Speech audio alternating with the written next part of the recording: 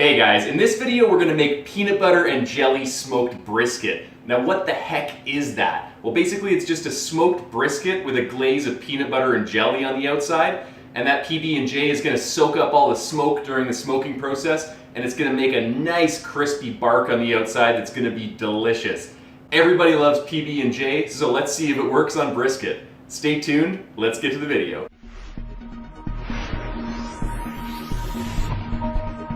The first step is to apply your rub to your brisket. Now before this video, I prepared a rub. The recipe is in the description section below the video, so check it out. Tell me what you think of it in the comments section below.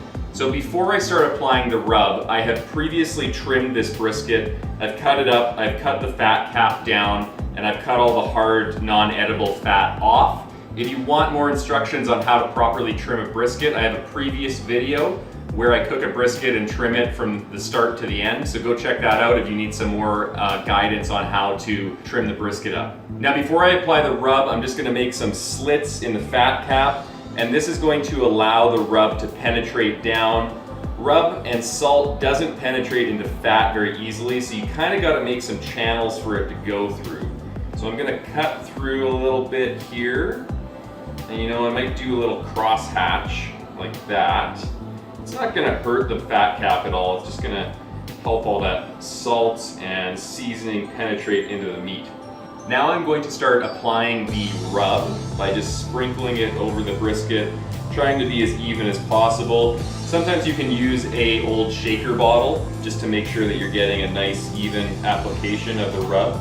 But in this case, I am just using a basic old spoon. So we'll get all of that goodness on there. So now we're gonna pat it down a little bit. Just get that rub in there and flip her over. All right, and we'll do the other side here. Just try to be as even as possible. To make the glaze, all you need to do is mix in about a cup of your favorite jam and a cup of your favorite peanut butter into a small saucepan. Stir it up until it's a nice chunky, smooth consistency. And there we go, we have the brisket coated with the peanut butter and jelly coating. Looks good enough to eat already, but it still needs to be smoked at 225 degrees Fahrenheit for about 7 or 8 hours.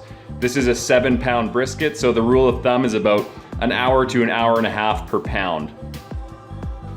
All right, now it is time to smoke your brisket for about 4 hours at 225 degrees Fahrenheit. In this case, I am using some cherry wood. It goes really good with brisket in my Masterbuilt electric smoker. So after about 4 hours, you're going to want to take it out and bring it into your kitchen because we're going to wrap it up in tin foil.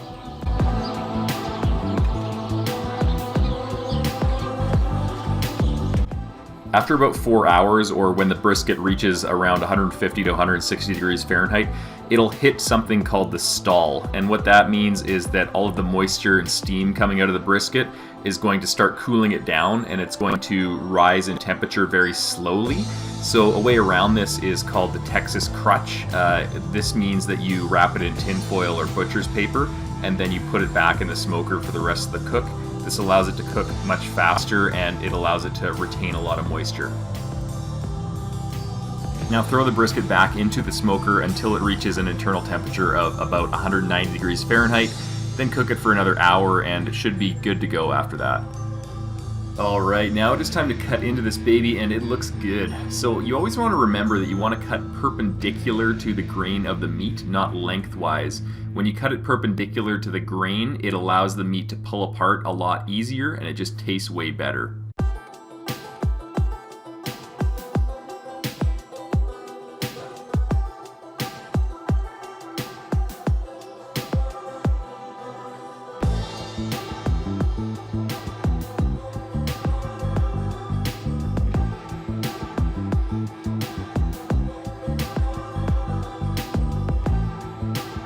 All right guys, now it is my favorite time of the video. It's time to do the taste test, and I am super excited about digging into this brisket. And for this video, I have a little helper here who's gonna help me with the taste test. This is Phoebe the dog, and she's very well behaved right now. She's gonna get a little treat in a minute, and hopefully she likes this brisket that I just cooked up.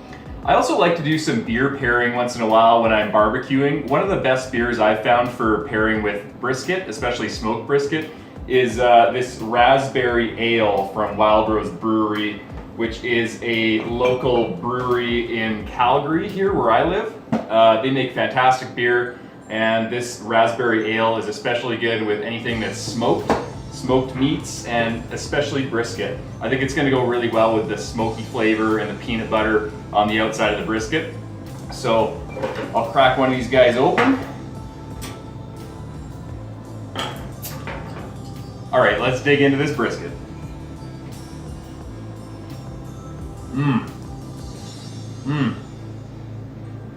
Oh man. Oh, that's good. Oh, all that fat and peanut butter flavor, when it hits the back of your tongue, it's just an amazing culinary experience.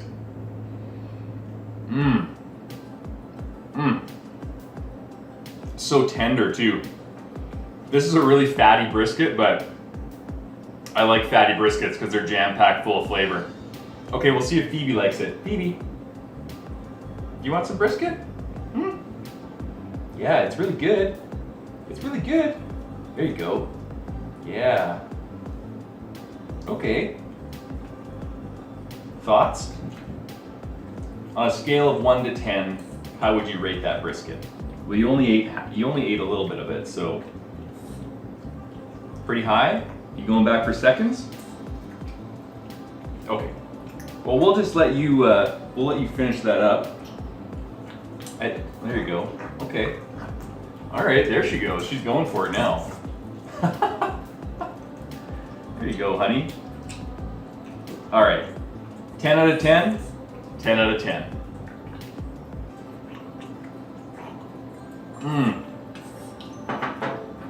And this raspberry ale goes really well with the brisket. It's got a faint raspberry taste, obviously, but it's a really light drinking beer. It says on the back that it's a crisp, easy drinking beer with a twist. The raspberries add a tart edge to this smooth, refreshing ale. Legend has it that in the Old West, cowboys used raspberries to tame wild horses. We can guarantee raspberry ale does not have the same effect on wild cowboys. Interesting. Well, it's really good, and it's really good with brisket.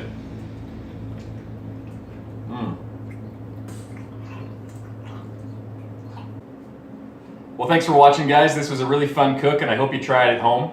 I'm going to dig into another raspberry ale here. You know, the reason they call it beer pairing is because you're supposed to have 2 beer with your meal. So I'm going to grab another one here, and I'll see you guys on the trail.